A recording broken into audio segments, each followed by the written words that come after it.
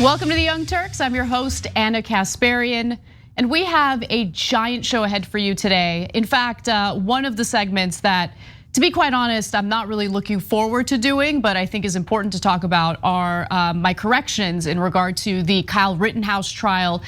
There have been some mistakes made in our past reporting of that story, and I want to make sure that I correct the record because giving you guys the facts of that story and any story that we cover is incredibly important. So we're going to be doing that in the first hour today. Later in the show, we're also going to talk about how Donald Trump is very, very upset with Fox News for announcing that Glenn Youngkin won the gubernatorial race in Virginia. Now, that's accurate information, but we'll get a load of what Trump is upset about in regard to how Fox News reported that story. So that's a little later on in the second hour when John Iadarola joins me. And my favorite story of the day today has to do with a giant, satisfying fail by Zillow. Yes, that real estate website where you can go to find all of the listings of housing in the area you're looking at. And there was just a wonderful wrinkle to that story involving Zillow that I just can't wait to share with you all. So that's in the first hour as well. As always, please like and share the stream if you're watching us online, or click on that join button if you're watching us on YouTube to become new YouTube members. Our bonus episode today is probably my favorite bonus episode in a long, long time. We're gonna talk about a marathon runner who had an insane accident during the marathon, but she persevered. Who is she? What happened? Is it disgusting? The answer is yes, but you want more details. That's gonna be for our members in the bonus episode. And I'm, again, really, really looking forward to it. And also, a voter in Virginia surprised a Fox News host on her views regarding critical race theory. That's also in the bonus episode today. But before we get to all of that, let's start off with some of the results from last night's elections. So, Democrats are losers, and as expected, they'd rather blame progressives for their failures rather than take personal responsibility for the awful campaigns that they ran. Now, let's see who some of the losers are. We go to Virginia, where Democratic incumbent Terry McAuliffe unfortunately lost to GOP challenger Glenn Youngkin in the gubernatorial race. Youngkin ran in the Republican primary for the gubernatorial race as someone who was closely aligned with Trump. And then after winning the Republican primary, he switched gears and kind of distanced himself from Trump and really presented himself as someone who could appeal to independent voters in that state. Terry McAuliffe disappointed Democratic voters in the state of Virginia, and as a result, he did lose support among key demographics, including the African-American vote in Virginia. He had precipitously lost support among the black vote in Virginia, and I think that's important to focus on, not because of just any particular demographic, but for the reasons that we're hearing from the voters who had previously supported McAuliffe or ended up voting for him anyway, even if they felt incredibly disappointed by him. So again, Youngkin really went out of his way after the Republican primary to present himself as someone who was more palatable than Donald Trump, a wealthy former private equity executive making his first run for office. Youngkin elevated education and taxes while projecting a suburban dad demeanor to demonstrate he was different from Trump without saying so outright. And of course, Donald Trump did in fact endorse him for this race.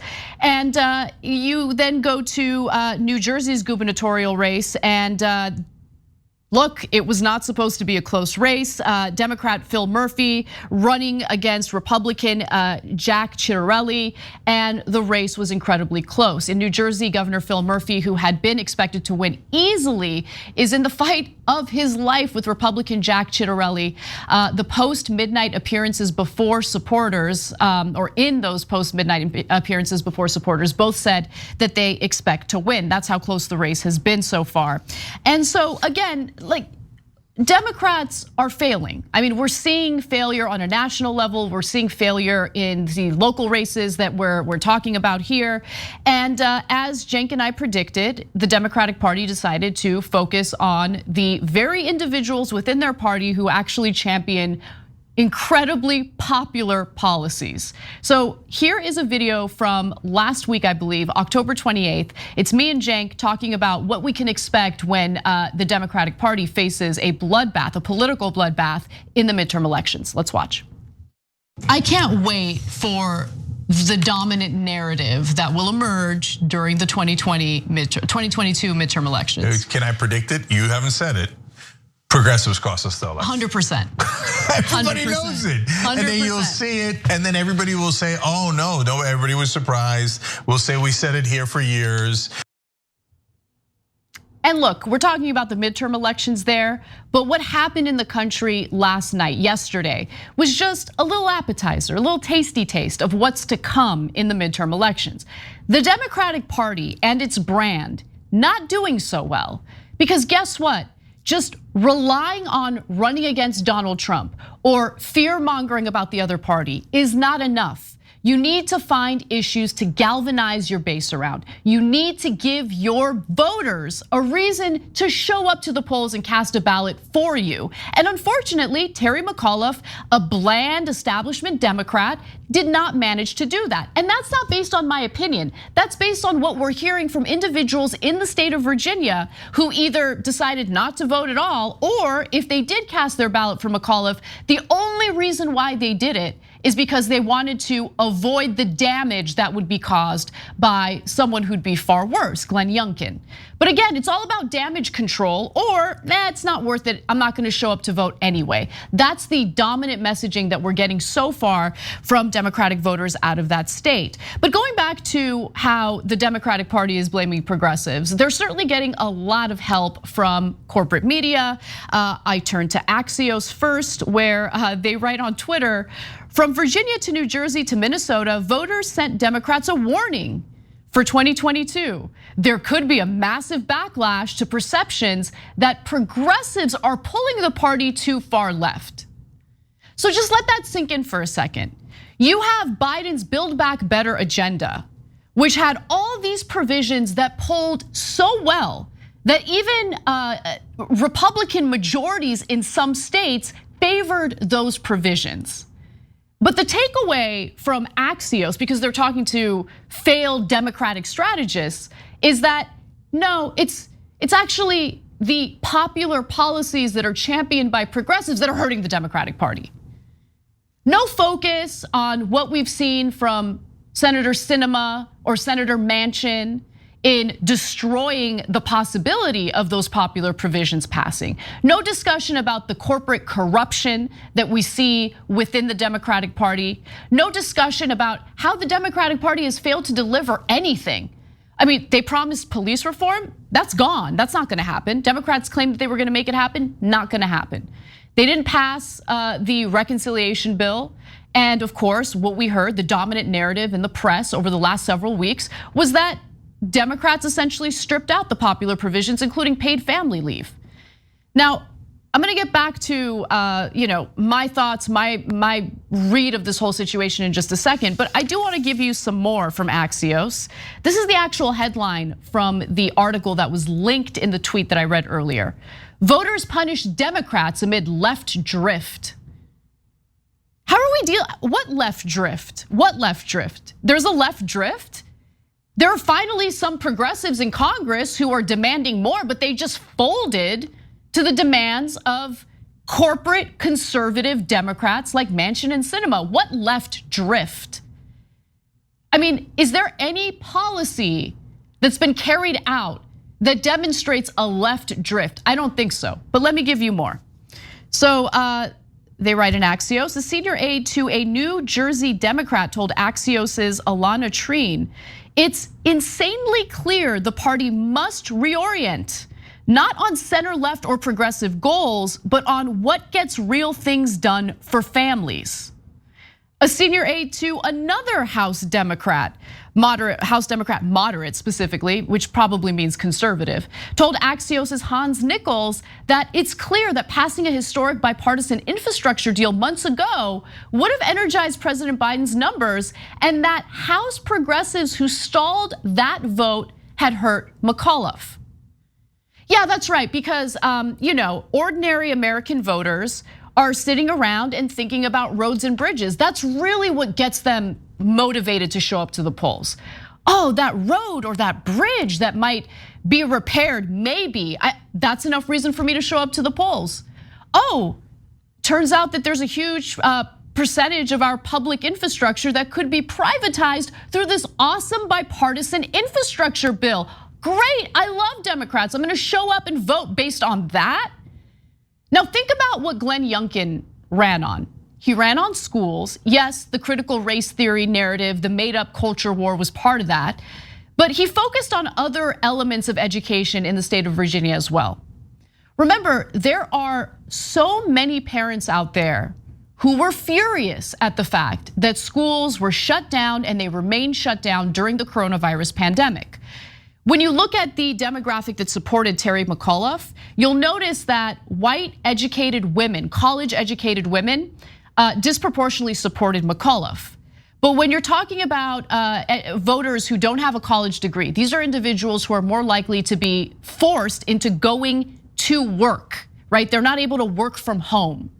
So these are parents who, they have essential jobs, they have to go to work, they don't have the choice of staying home and watching their kids as they're forced to stay home as a result of the school closures. And think about the rage and the fury that that leads to, right? And so Glenn Youngkin ran on that, and that message resonated. What did Terry McAuliffe even run on?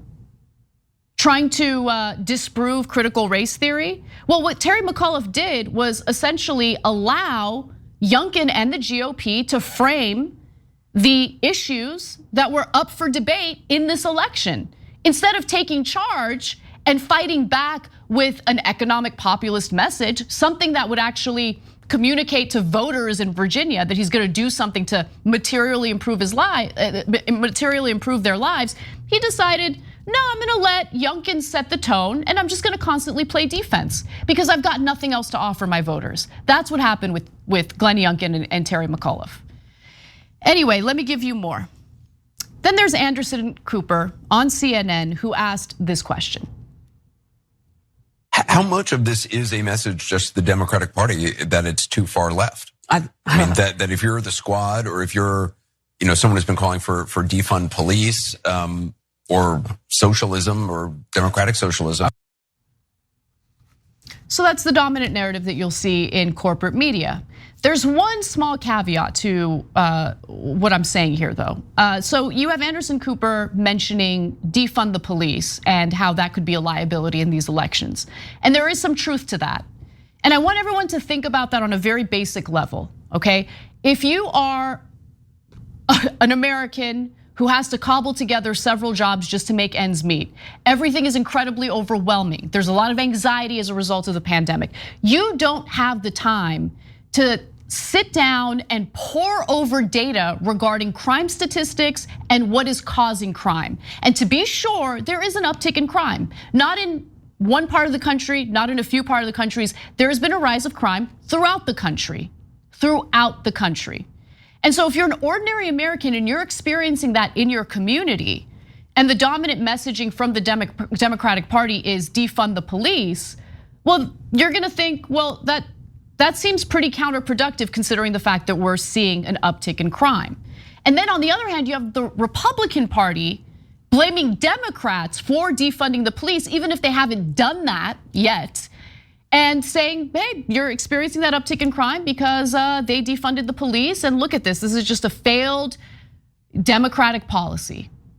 It's ripping your community apart. And that's a powerful message from the right wing that was not accurately or aggressively countered by McAuliffe or any Democrat who was being challenged by a Republican yesterday. That is an issue. We see the GOP playbook so clearly, and Democrats just haven't been able to counter it. It's really sad and pathetic. Now, what I loved was Van Jones on that very panel with Anderson Cooper, because there was a moment of clarity, and this is what it looked like. If Thierry had been able to stick on a message of economic progress, family leave and minimum wage and that kind of stuff, and maybe we wouldn't be making this argument. In other words, there was an economic message from the Democrats that was available and was necessary given the rising costs. But what happened is we pulled out of our own federal bill all the family leave stuff. You're undermining the economic message for Terry McAuliffe and leave him with Trump is bad and vaccine mandates are good. I think Van Jones hit the nail on the head there. I think he's 100% right. And it's not even about Van Jones and his personal opinion. It's about what's reflected in the comments that we're now seeing from the voters in Virginia. So believe it or not, you also have some Democratic strategists and some in the media blaming black voters in Virginia for what happened last night, which I think is particularly pathetic, okay?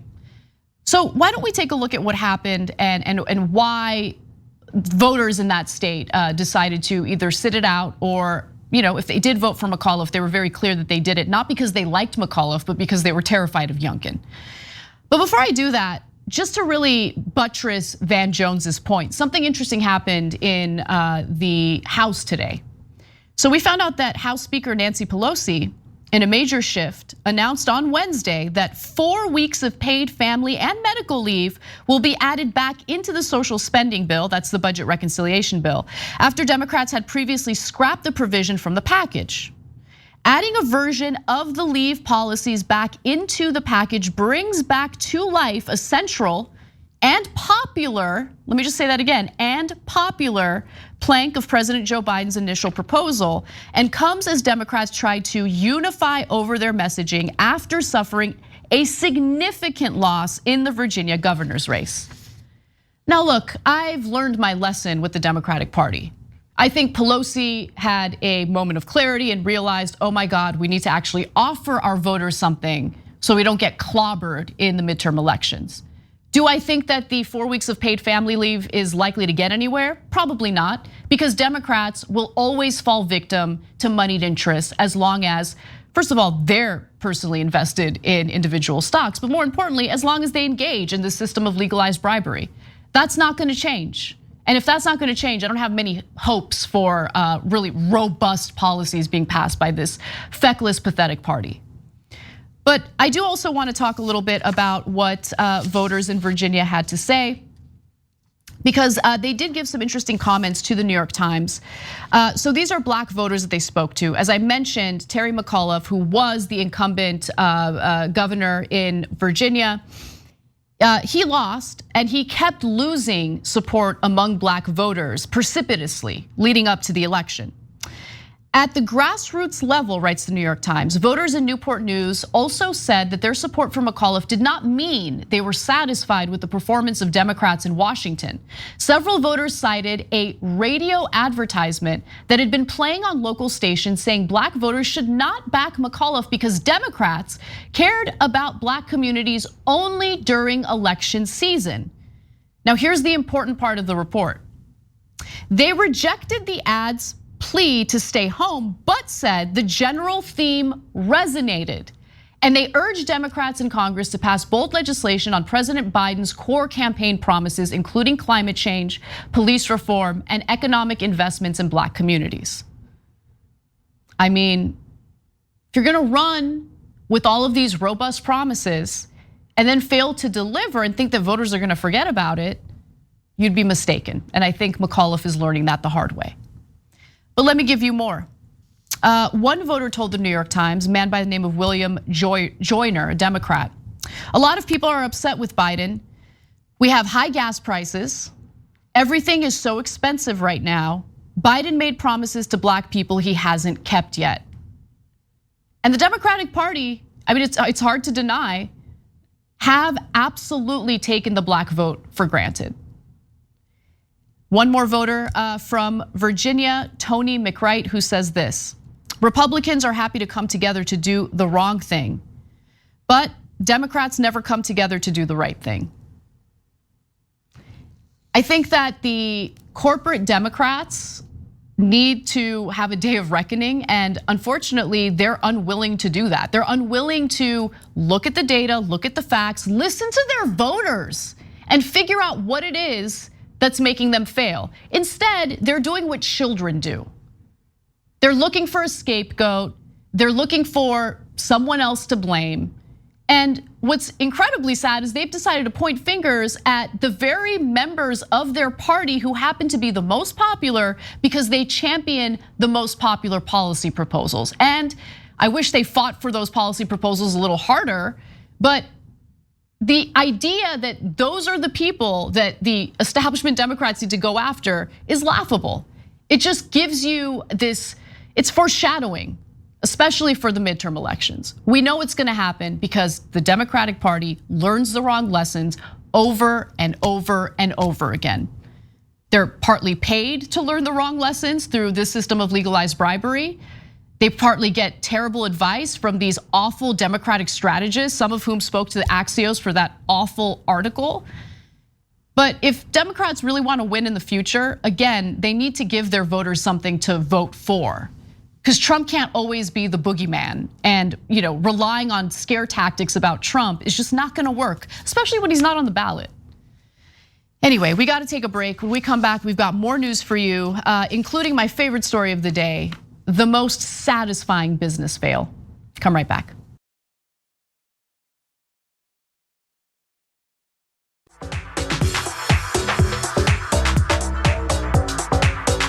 Welcome back to TYT.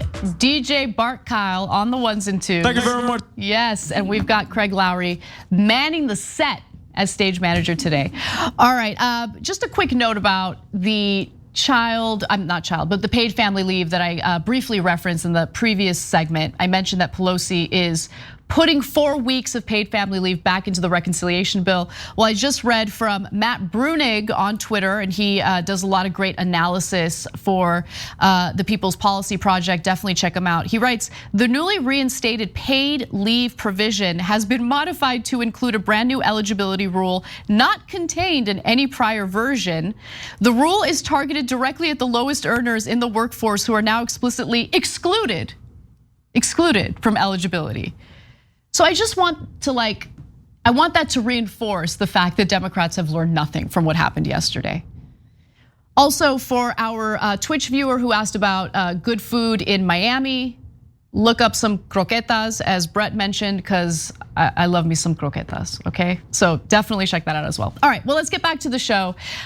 We do have some good news, although there is a negative twist to it. But don't worry, let's just celebrate the good, okay? Zillow, one of the many real estate websites people go to find listings of available homes, is now trying to offload thousands of homes it bought during the pandemic when there was this massive home buying bonanza. Now, why? Why would they want to do this? Obviously, because they're losing money with this real estate that they now have possession of, which just let that sink in for a second, okay? Zillow managed to lose money in the housing market when the housing market is doing tremendously well for people who have the capital to buy houses. They're losing money. They're losing money. I mean, if that's not a fail, like the biggest fail in business for the year, probably. But let me give you the details. This is what happened. So in August, there was an arms race among tech companies that were trying to buy up as much real estate as possible as housing prices exploded across the country. Zillow bet big, telling investors that it planned to buy thousands of houses throughout 2021 and turn its homes division into $1 billion business. So we've seen this happen with a number of massive companies, right? So they'll buy up single family residences, and they'll either flip those homes or, as private equity firms have showed us, they'll turn them into rentals to essentially corner the rental market. In this case, Zillow was planning on doing this mass flipping operation, right? Where they'll buy a bunch of homes, they'll like spit on some tile and put it up on a wall, and then they'll sell it for an insanely inflated price. Well, apparently they didn't really think this through. So as a result, as the summer came to an end though, it seemed like Zillow's offers business was also cooling down. In October, the company told investors that it would stop buying houses, citing construction, renovation, and closing labor shortages. Now, Bloomberg, however, speculated that it could also be motivated by excess inventory and reported that Zillow seemed to sell a good number of houses at a loss instead of a profit. So what is Zillow planning to do now? Now Zillow is looking to offload around 7,000 of the homes it bought. Now there's a twist to this story that isn't so great, but let's just take a moment to really absorb what we've learned and celebrate it, because I love seeing them fail in this regard.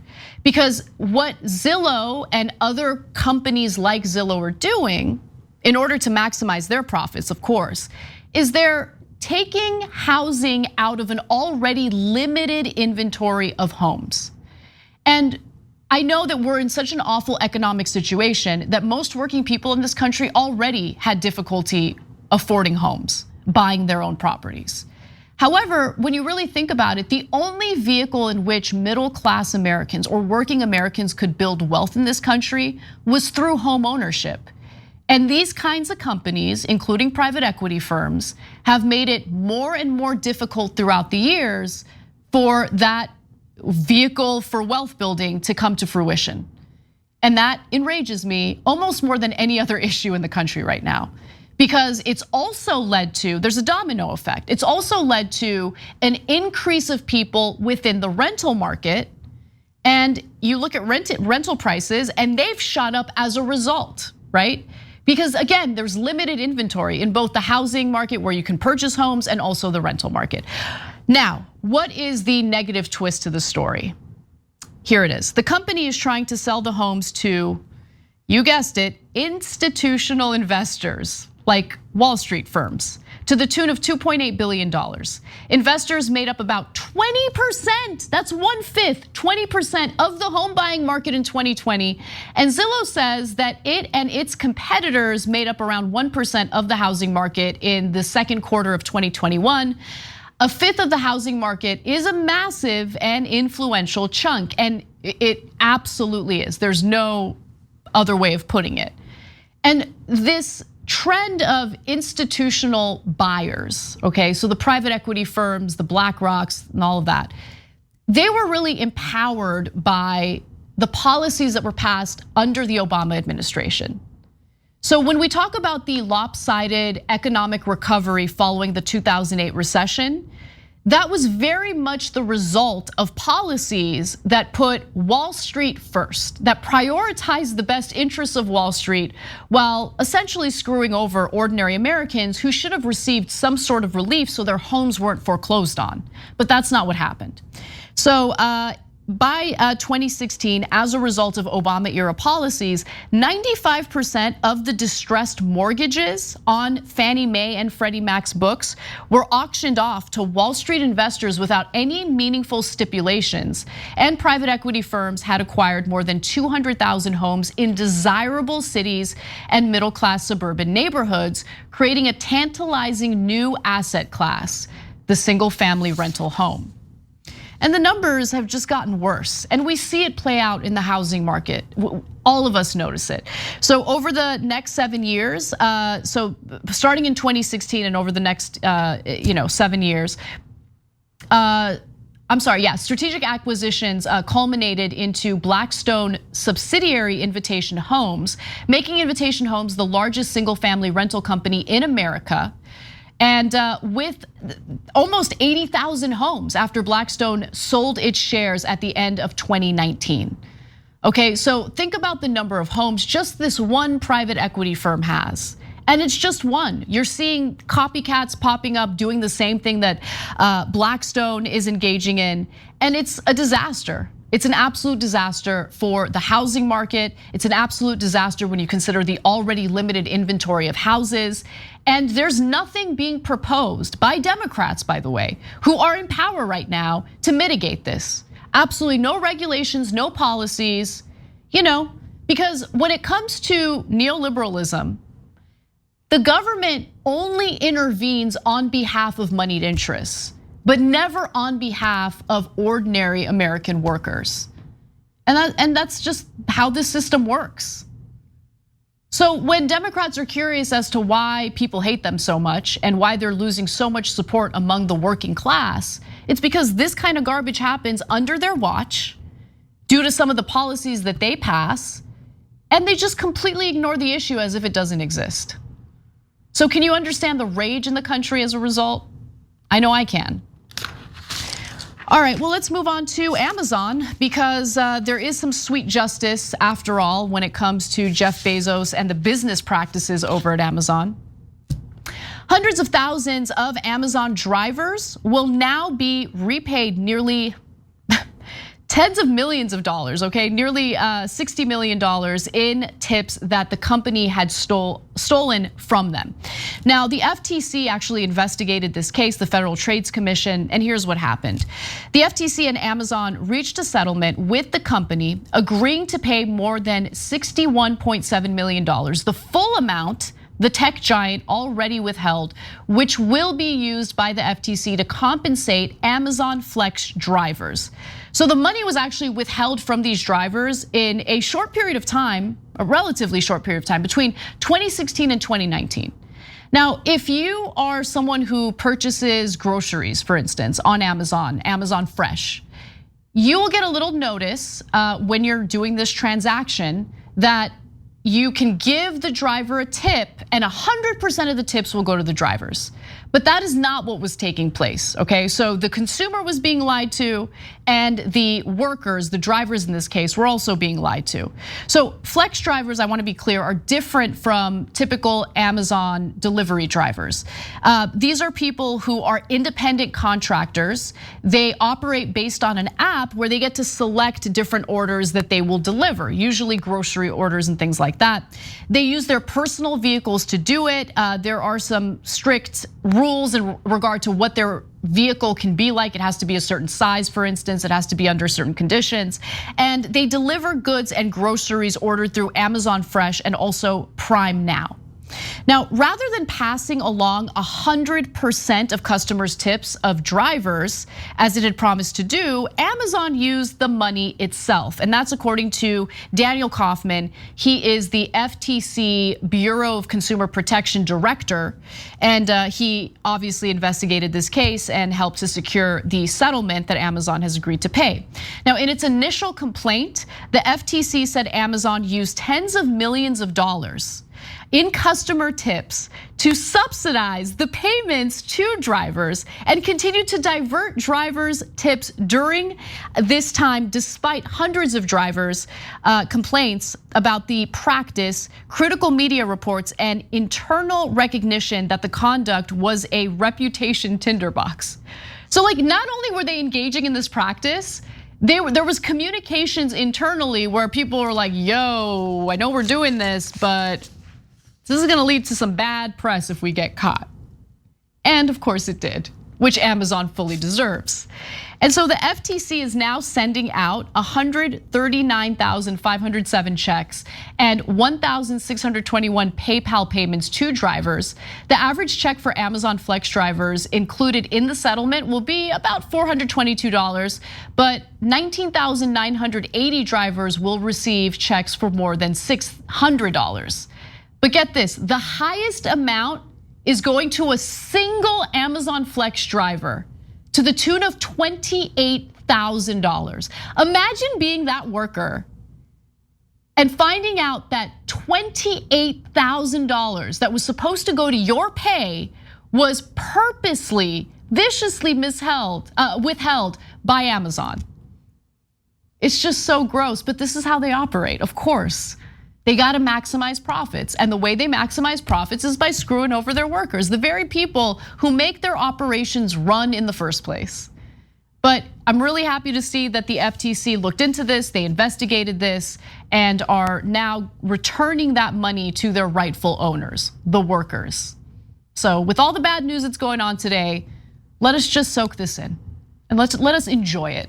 We'll do it during the break. When we come back, we'll have some more stories for you, including admissions that I failed on the Rittenhouse story a little bit, and I wanna clear the record in regard to the facts of that case. We'll give you an update on the trial, and then later on in the show, we'll talk about the reality of workers, firefighters, cops threatening to resign due to vaccine mandates. Do the real numbers bear that out? We'll give you the details on that and more. Come right back.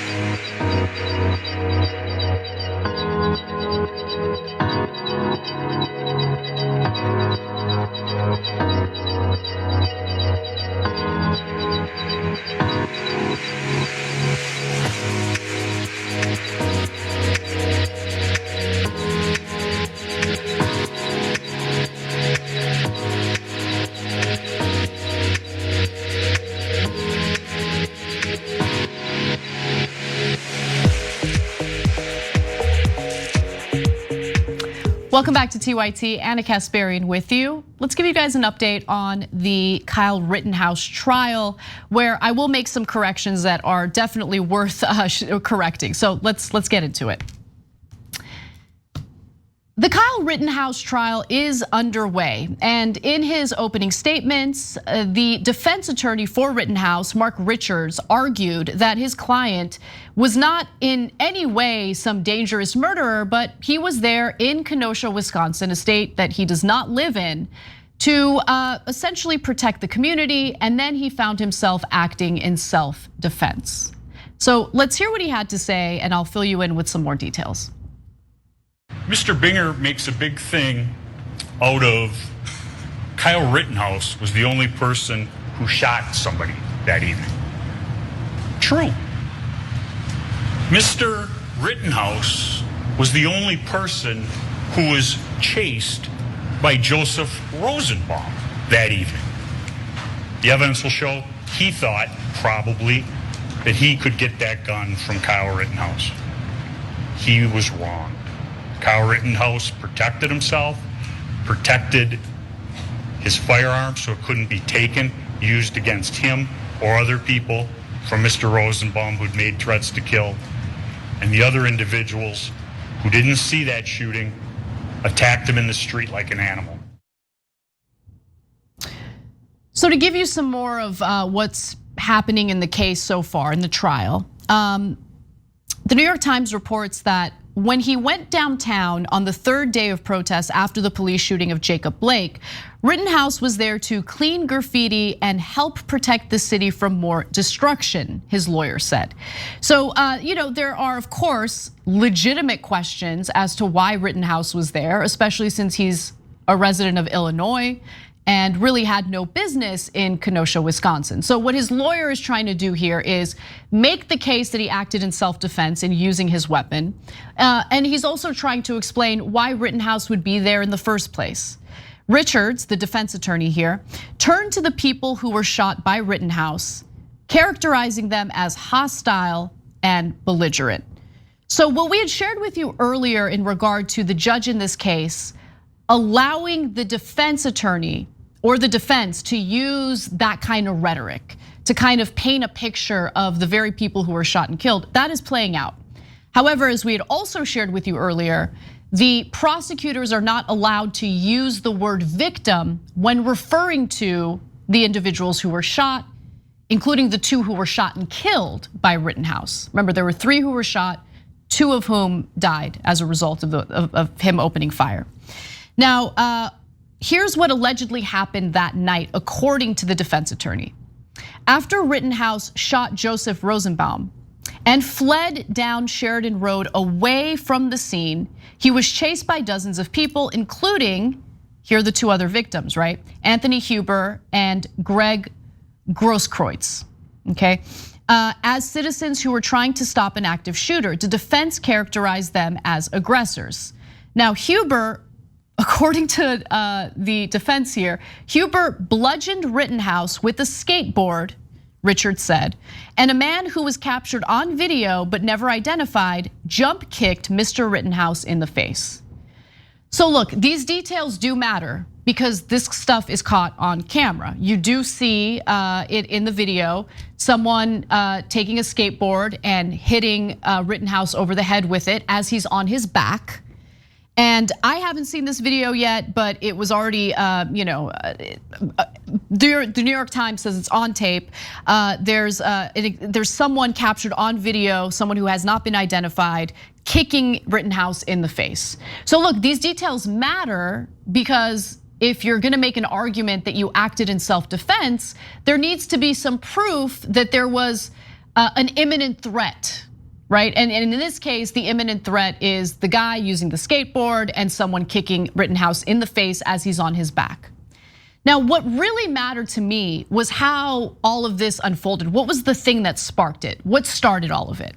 And initially, I was under the assumption that Rittenhouse was the person who was chasing after Joseph Rosenbaum, that's how it had started. But I was wrong about that. Okay, so I want to correct the record. I was in fact wrong about that. And to show you the evidence, to reinforce that I was wrong about that, I want to go to this video that shows how everything really started. Here is where we first see Joseph Rosenbaum, the first person Kyle Rittenhouse fatally shoots that night. He joins the fight against the armed civilians,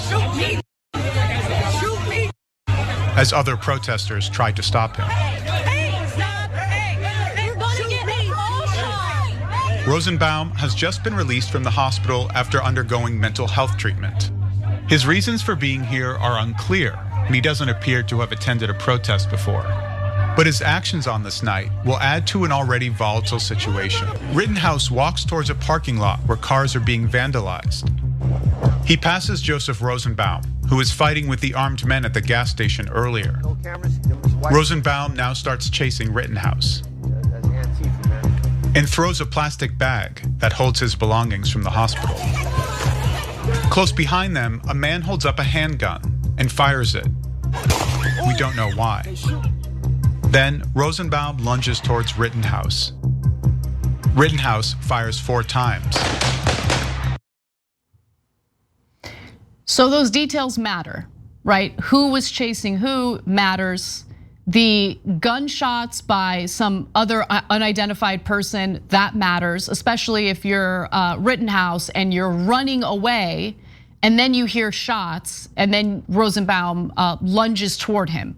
So the question is, in a court of law, is it considered reasonable for Rittenhouse to act in self-defense? Was there a legitimate threat there where Rittenhouse would reasonably want to defend himself by opening fire? That is what's going to be debated and deliberated upon, okay? Other details I wanted to share with you about this case. So he's facing 6 charges. Here's what the charges are. First degree reckless homicide, first degree recklessly endangering safety. I mean, remember, you have members of militia groups there with open carry, which is legal in Wisconsin. You have him running around with this gun, like literally running around with this weapon. So that's one of the charges he's facing. You have first degree intentional homicide, attempted first degree intentional homicide for the shooting of Gage Grosskreutz, who was wounded but is still alive. You also have possession of a dangerous weapon by a person under the age of 18. I want to make a correction on our previous reporting on that issue as well. He did in fact hold possession of a firearm that he was not legally allowed to carry, okay? It is illegal for him to have it because he's 17. However, previously it was reported that he had obtained the gun in Illinois and then crossed state lines into Wisconsin with that illegal gun. Now it turns out, based on an investigation, that there was an individual who sold the gun to Kyle Rittenhouse in Wisconsin. So he did not cross state lines with an illegal gun, but he had an illegal gun. Okay, so do with that information what you will. It's important to know the facts. Those are the details. Now let's talk about what these charges mean. First degree intentional homicide is analogous to first degree murder in other states. It's defined as causing the death of another human being with intent to kill that person or someone else without the presence of certain mitigating circumstances specified in the law. Rittenhouse faces this charge in connection with the fatal shooting of Anthony Huber. It is a Class A felony that carries a basic sentence of life in prison. Now, after Rittenhouse opened fire and killed Rosenbaum, he then ran away from the scene, and there were protesters there who were like screaming. You can see it in video. They're screaming at him and they're like, "Why did you shoot him? Why did you shoot him?" And there were other protesters who reasonably believed that Kyle Rittenhouse was a threat because he had opened fire. They might not have known the circumstances of how that all went down, but they saw him as a threat, and that was when they were trying to take the weapon away from him. And that was when he opened fire, and in the process of doing so, shot two other individuals, with one of them getting injured, surviving, okay? And then the other, Huber, dying as a result of the wounds. So those are the details as we know them now. And again, I want to reiterate, though Wisconsin is an open carry state where it is legal for adults to carry firearms openly, state law prohibits minors from doing so. Rittenhouse was 17 at the time of the shooting. This crime is a Class A misdemeanor that carries a basic sentence of up to 9 months in prison, a fine of up to $10,000 or both. I think that charge is pretty open and shut. Like, I mean, he's 17, he has the weapon. I think there's a lot of evidence indicating he has the weapon. So I don't see how he would be let off on that charge. But the other charges, based on what we're seeing in video and based on the case that the defense attorney is making, shaky, okay? Now you can question why Rittenhouse was there. There were members of the Boogaloo Boys there. Obviously, it looks like they were there to cause trouble. They argue they're there to protect the community. But one thing that's abundantly clear to me based on the reports I've seen, the videos I've seen, the cops did absolutely favor the armed militia groups or militia members. They offered them water. At one point, they pushed the protesters and the members of the militia in the same area, very well knowing that could lead to a physical altercation or an eruption of violence. And Rittenhouse, despite the fact he opened fire that night and killed 2 people, was not taken into custody that night. He was taken into custody the next day. He was allowed to leave that night. And I just question if the same treatment would be given to a protester who did the same. And I wouldn't want that. Anyone who opens fire should probably be taken into custody, should be investigated immediately. That didn't happen. And I question why the cops decided to push both groups of people into the same area, very well knowing that these are opposing groups and you have open carry and a pretty dangerous situation brewing. But we'll give you guys more details about this case as we learn them. Again, I think it's important to know the facts. And for my previous inaccuracies, I apologize to you guys. Obviously, it was not intentional, and I want you guys to know what the details are. It is what it is. All right, we've got one more story for you, and this is about a narrative that we've been seeing play out over and over and over again in regard to vaccine mandates. We hear a lot of threats from both workers, but also people like cops and firefighters indicating that they're gonna resign if they're forced to take a vaccine. But data does not bear that out. So, union leaders representing the New York City Police Department surfaced warnings about thousands of them quitting if they're forced to undergo vaccine mandates. Now, we're now learning that despite their threats, many of them did not actually resign as a result of a vaccine mandate. Only 34 of the nearly 35,000 NYPD officers were placed on unpaid leave on Monday of this week after the deadline for COVID-19 vaccine mandate passed, in addition to just 40 civilian NYPD staff out of roughly 17,000, the police commissioner said in a news conference. Now, in total, 85% of the NYPD staff are vaccinated. Seems like the vaccine mandate was a success, but let me give you more. Overall, about 9,000 city employees were placed on leave without pay on November 1st or by November 1st. Out of a workplace, though, of more than 300,000 people, while roughly 12,000 had applied for a religious or medical exemption to vaccination and were waiting for a response from the city. So those are the numbers, and I think it's relevant to know, what the proportion of, people resigning is compared to what we're hearing in the press, or compared to the talking points that we hear from the right wing. But city officials are hopeful that the individuals who are refusing to get vaccinated will change their minds. In fact, Bill de Blasio says this, now remember, at any given hour, any of those 9,000 can say, wait a minute, I'm willing to get vaccinated and come back. And we saw over the weekend a lot of that happening, thousands of people changing their mind, coming back. Now, among firefighters, the numbers are a little bit higher, okay? So as of Monday morning of this week, 2,300 firefighters were out sick, which should be under 1,000, fire commissioner said on Monday. And this all happened from the day the mandate began to now. And we're also finding that last week, a judge denied a request from the largest police union in New York City, the Police Benevolent Association, to temporarily halt de Blasio's order requiring all municipal employees to receive at least one dose of the coronavirus vaccine or face unpaid leave on November 1st. The union says that taking the coronavirus vaccine should be a personal choice.